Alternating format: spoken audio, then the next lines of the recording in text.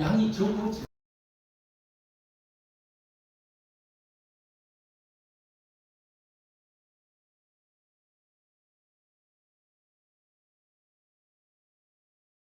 방법은 마지막에 수업이 끝나면 내가 저렇게 정리를 할 수 있으면 그 공부를 다 한 거예요. 그 과목. 항상 이렇게 공부는 그렇게 해보셔야 돼요. 그래서 제가 이제 예전에 그 공인회계사반이나 이렇게 우리가 지도를 하다 보면 저는 항상 맨 마지막에는 학생들한테 여기 앞에 나와 있는 목차만 가지고 오라 그래요. 목차만. 그래서 목차를 이렇게 넘어가면서 그 목차에서 제일 중요했던 게 뭐였지? 이렇게 물어봐요. 그게 다 떠오르면 이 책은 정리가 다 된 거예요. 이해하시겠어요? 그래서 우리가 차례가 그냥 차례를 잡는 게 아니고 그런 것들을 다 고려해서 차례를 잡는 겁니다. 아시겠죠? 네.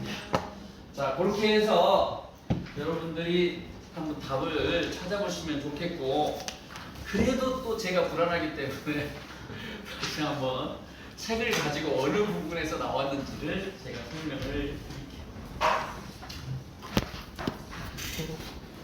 자, 우리 어디로 가시냐면 우리 4장을 갑니다. 4장부터가 아마 우리가 요 부분을 뺀 나머지 요 부분부터는 4장부터예요. 4장에 보니까 브랜드 아이덴티티 개발 전략이라고 나와 있는데 이게 뭐예요? 기업 측면에서의 브랜드 마케팅에 대한 얘기입니다. 아시겠죠? 그래서 기업 측면에서 브랜드 아이덴티티 개발 전략 그러면 결국 브랜드 아이덴티티로부터 뭘 찾아내는 거야? 마지막에 브랜드 구성 요소를 찾아내는 거지. 그죠? 그래서 브랜드 명도 만들고 뭐 이런 과정을 거치는 거예요.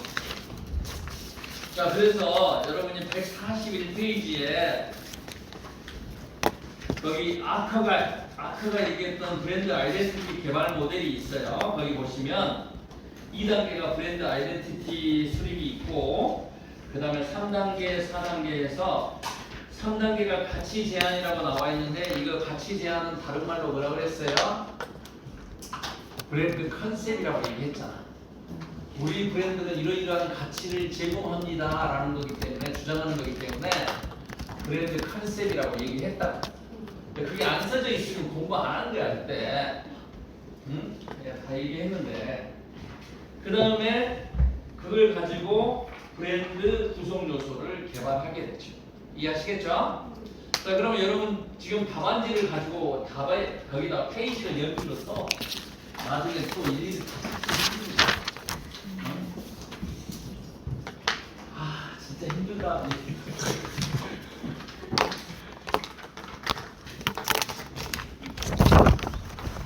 자, 거기 보면 용어 정리에 뭐가 나와 있니? 브랜드 아이덴티티가 있고, 그 다음에 코어 아이덴티티가 있고, 익스텐디드 아이덴티티가 있어. 그게 뭐예요? 우리 141페이지에 진하게 나와 있고 브랜드 아이덴티티라고 중간에 나와 있잖아. 그 다음에 다음 페이지를 넘어가 보면 142페이지에 코어 아이덴티티하고 익스텐디드 아이덴티티가 있어. 기억나시죠? 이렇게 보시면 되겠고, 그래서 코어 아이덴티티를, 핵심적인 그런 아이덴티티를 가지고 브랜드 컨셉을 도출하는 거라고. 자, 그 다음에 우리가 145페이지에 보면 우리 중간에 진한 게 하나 나오네. 프로토티피컬, 전형성이라는 거 있었잖아요. 제품 하나는 그죠? 여기도 보면 브랜드 프로토티피컬 3점짜리가 있잖아. 여러분 3점짜리 선택을 안 하겠지만, 자, 그 다음에 넘어가 보시면 쭉 넘어가시면 돼요. 4장은 그걸로 끝. 5장. 자, 5장에 보면 87페이지에 뭐가 나오냐? 브랜드 제품 매트릭스가 나와. 그죠? 그러니까 브랜드 프로덕트 매트릭스가 나오잖아요. 그죠? 브랜드 제품 매트릭스가 나오고 그건 내가 그 브랜드 제품 매트릭스를 영어로 냈겠니? 서술형으로 냈겠지. 영어에서 찾으면 나와? 서술형에서 찾아야지. 서술형 1번. 1번을 보면 브랜드 제품 매트릭스를 정의하고 이를 통해 파악할 수 있는 브랜드 제품과 그럼 뭐가 뭐겠어? 브랜드 익스텐션 스트래티지하고 브랜드 포트폴리오 스트래티지가 되겠지. 정리되죠? 이래도 정리가 안 되면 답이 없어. 이래도 정리가 안 되면 답이 없어. 자, 그래서 브랜드 매트릭스, 브랜드 프로덕트 매트릭스를 보시고요. 그 다음에 쭉 가시면 우리가 196페이지, 195페이지부터 나오는데 우리가 이제 브랜드 역할에 따라서 브랜드 이름을 붙여줬단 말이야. 그래서 우리가 그 브랜드 포트폴리오 전략에 따라서 브랜드 이름이 다른데 우리 195페이지 맨 마지막에 뭐가 나오냐면 주력 브랜드라는 게 나와요. 주력 브랜드. 맨 마지막 줄에 주력. 우리가 플래그가 뭐예요? 깃발이잖아. 우리가 함대가 가면 항상 주력 부대가 깃발이 꽂아져 있는 거죠. 그죠? 그래서 주력 브랜드, 플래그십 브랜드라는 거고요. 그 다음에 196페이지로 가면 뭐가 나오냐면 플랭커 브랜드가 나옵니다. 플랭커 브랜드, 다른 말로는 파이터 브랜드, 파이터 브랜드. 그래서 뭐예요? 우리가 방패 브랜드, 방패 플랭커 브랜드가 나오고, 그 다음에 염가 브랜드 뭐죠? 로우 엔드 브랜드 또는 로우 엔드 엔트리 레벨 브랜드. 그러니까 낮은 가격에 진입할 수 있는, 그래서 기본형. 우리가 이제 브랜드가 원래 이제 기본형 브랜드가 있고 거기에 옵션이 이렇게 붙어가지고 옵션이 다 들어가면 뭐예요? 우리가 풀 패키지가 되는 거잖아요. 그렇죠? 그 풀 패키지가 됐을 때 우리는 뭐라고 얘기하는 거예요? 하이엔드 브랜드라고 얘기하는 거예요. 최첨단 제품. 이해하시겠죠? 그래서 하이엔드 프레스티지 브랜드 얘기합니다. 그 다음에 돈줄 브랜드도 설명했죠. 제가 BCG 매트릭스를 가지고 설명했어. 그죠? 대답했는데 캐시카우가 BCG 매트릭스에서 어디에 나오는 거야? 보지 말고 뭐야? 우리 3단계 성숙기에서 나온 거였죠. 그죠? 도입기, 성장기, 성숙기 세 번째 캐시카우에서 나온 거였어요. 그죠? 캐시카우. 그 다음에 캐시카우가 있고, 그래서 우리 브랜드 포트폴리오에 따른 브랜드 전략, 브랜드 종류가 여러분 3번에 나와 있는 거예요. 용어 설명이지. 거기에 보면 플래그십 브랜드, 플랭커 브랜드, 파이터 브랜드, 그 다음에 로우 엔드 엔트리 레벨 브랜드, 그 다음에 하이트 엔드 프레스티지 브랜드 이렇게 나와 있죠. 캐시카우 브랜드. 오케이? 그거 보시면 되겠고, 그 다음에 브랜드 포트폴리오로 넘어서 우리 200페이지를 가면 브랜드 계층 구조를 구성하는 4가지 브랜드 수준과 그 사례가 나와 있어. 그죠? 우리 그거 보면 우리 2번 서술형 2번에 보니까 뭐라고 나와 있어요? 브랜드 계층 구조를 구성하는 4가지 브랜드 수준을 예와 함께 제시하시고, 그레이 앤 스멜처가 제시한 제품 브랜드명 전략 5가지와 각 전략의 특징을 함께 제시하시고. 그 뒷부분이 잘 이해가 안 갈 거야. 그 뒷부분은 뭐냐면 여러분 4가지 수준의 여기 브랜드 수준이 있는데 이 4가지 수준의 브랜드를 독립적으로 사용할 수도 있지만 결합해서 사용할 수도 있잖아. 그죠? 그래서 여러분이 다음 페이지를 넘어가 보면 어디를 보시냐면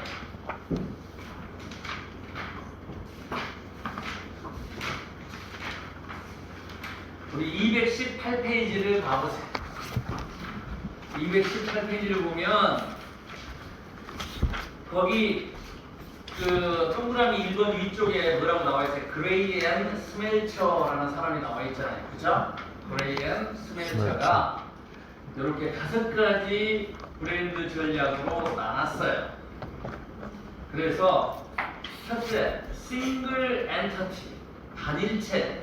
싱글 엔터티는 뭐였냐면 기업이 하나의 제품만 만들어가지고 기업명과 그 제품명이 같은 경우야. 하나밖에 브랜드가 없는 거지. 4가지 수준 중에. 이해하시겠죠? 그게 우리가 단일체형, 싱글 엔터티가 되고, 그 다음에 2번은 뭐냐면 개별 브랜드 중심형, 프로덕트 도미넌스 이렇게 나와 있죠. 그러니까 제품 브랜드죠. 인디비주얼 브랜드야. 그러니까 제품 브랜드를 강조하는 거고, 물론 이때 개별 브랜드 중심형은 기업명 브랜드는 따로 있는 거야. 그런데 제품 브랜드를 강조한다는 거지. 그렇죠? 이해하시겠죠? 그 다음에 3번, 4번을 먼저 봅니다. 4번은 뭐냐면 기업 브랜드하고 제품 브랜드를 같이 결합해서 썼는데 이제는 제품을 강조하는 게 아니라 기업명을 강조하는 거예요. 이해하시겠죠? 그게 우리가 corporate dominance 이렇게 얘기하는 거고, 둘 다 강조하면 3번이 되는 거지. equal dominance. 이해하시겠죠? 그럼 이것들을 여러분이 풀어서 앞에 내용들을 보셔가지고 어떤 그 5가지 전략에 대해서 여러분이 특징을 예와 함께 적어주시면 되는 겁니다. 이해하시겠죠? 했던 겁니다. 네, 새삼스럽죠? 그 다음에 우리 6장을 가면 인지도 관리가 나와 있는데, 우리 어디를 보시냐면 243페이지를 보셔요. 243페이지를 보면 브랜드 인지도와 제품 범주에 대한 욕구 간의 관계 해가지고 왼쪽 맨 위에 제품 범주에 대한 욕구가 나오고, 그 다음에 오른쪽 맨 아래가 브랜드 인지도 이렇게 해가지고 나오네. 그죠? 제품 범주에 대한 욕구가 발생한 다음에 브랜드가 떠오르면 그게 뭐예요? 거기 2번이라고 나와 있는 브랜드 회상이 되겠지. 그죠? 근데 브랜드를 먼저 알아보고 그걸 사고 싶어 해. 그러면 뭐가 되겠어요? 1B의 브랜드 제인이 되는 거지. 1B. 충동 구매가 되는 거예요. 충동 구매. 그게 순수한 의미의 뭐예요? 레코그니션이야. 오케이? 그 다음에 1A하고 3번은 어떻게 구별이 되냐면 제품 범주에 대한 욕구가 돼서, 그래서 브랜드 회상을 했어. 했는데, 브랜드 회상을 한 게 아니라 제품 범주에 대한 욕구가 생겨가지고, 근데 욕구는 생겼는데 브랜드가 안 떠올라. 근데 내가 매장에 갔더니 브랜드가 있어. 그럼 그 브랜드를 샀겠지. 이해하시겠죠? 그거는 뭐예요? 우리가 브랜드 제인 1A가 되는 거고, 3번은 뭐냐면 제품 범주에 대한 욕구가 생겨서 그럼 뭘 사야지 하고 브랜드를 떠올렸어. 회상이 됐단 말이야. 그래가지고 가서 회상된 걸 알아보고 사면, 그러면 브랜드 회상에 의해서 유발된 브랜드 제인이 되는 거지. 이해하시겠죠? 그거에 따라서 우리가 그 다음 페이지부터 브랜드 제인을 높이는 방법, 브랜드 회상을 높이는 방법 쭉 나와 있고, 뒷부분에 브랜드 회상과 제인을 동시에 높이는 방법이 나와 있는데, 동시에 높이는 건 신경 쓸 수 없다고. 왜? 두 개를 합쳐놓은 거니까. 오케이? 그래서 그걸 준비를 하시면 되겠고요. 다음에 우리 아까 그래서 뭐 어떻게 하면 되겠어요? 회상은 어떻게 하라고? 제품 범주에 대한 욕구와 브랜드명을 같이 묶어서 광고하라 되고, 그 다음에 제인을 높이려면 어떻게 해야 된다고? 패키지나 이런 데 심벌 같은 거를 노출을 많이 시키라고 해요. 그죠? 그 다음에 저 뒤로 가봅니다. 우리 그 다음에 7장을 보면 7장은 브랜드 이미지 관리. 그래서 브랜드 이미지 관리는 먼저 우리 270페이지 보니까 브랜드 컨셉이라는 게 나오네요. 브랜드 컨셉 270페이지. 브랜드 컨셉이 나오고 그 다음에 271페이지에 가면 브랜드 컨셉의 종류가 나오지. 펑셔널 브랜드 컨셉, 심볼릭 브랜드 컨셉, 익스피리언셜 브랜드 컨셉 이렇게 나오잖아. 그죠? 네. 그게 뭐예요, 여러분? 5번에 나와 있는 용어 설명이에요. 그죠?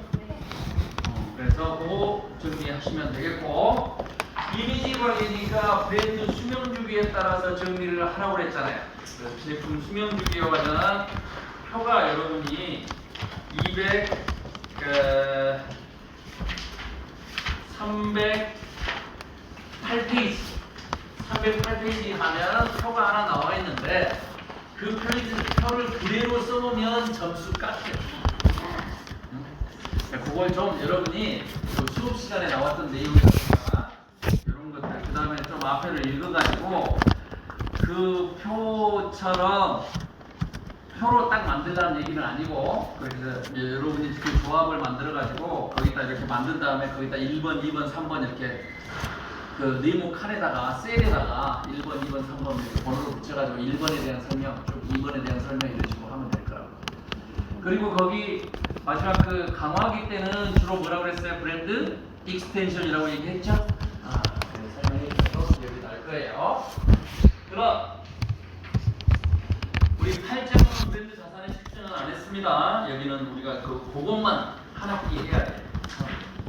그래서 그건 안 했고, 그 다음에 우리 브랜드 자산의 활용 전략 해가지고 브랜드 익스텐션을 하는데 368페이지에 보면은 엔소프의 제품 시장 확장 그리드가 있잖아요.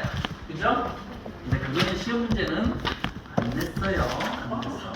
이게 브랜드 익스텐션하고는 직접적인 관계가 없기 때문에. 근데 여러분 마케팅 시험 보면 이게 항상 단골이라.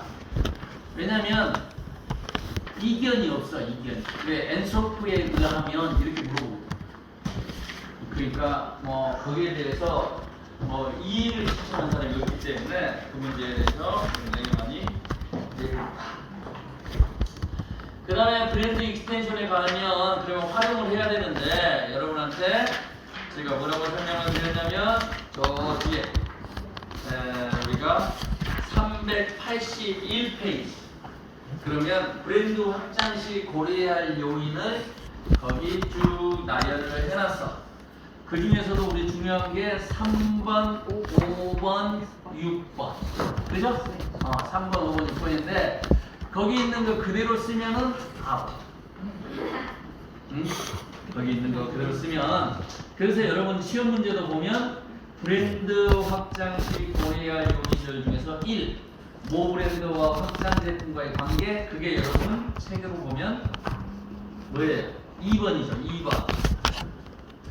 그 다음에 브랜드 확장의 범위가 3번이 되겠고, 그렇죠? 3번, 5번, 6번이 아니라 2번, 3번, 6번입니다. 2번, 3번, 6번. 그 다음에 확장 제품의 광고 전략에 대한 거 6번. 특히 확장 제품의 광고 전략에 대한 부분은 뒤에 내용을 가지고 설명을 자세히 했어요. 그러니까 그거 참고로 해서 정리하셔가지고 뒷부분에 활용해서 여러분이 정리를 하셔야 됩니다. 오케이? 예. 그렇게 되면 여러분이 시험이 끝나. 그게 이번 학기에 배웠던 게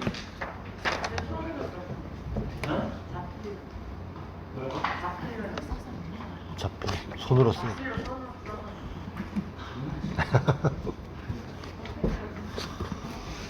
완전 빡빡이 쳐야 돼.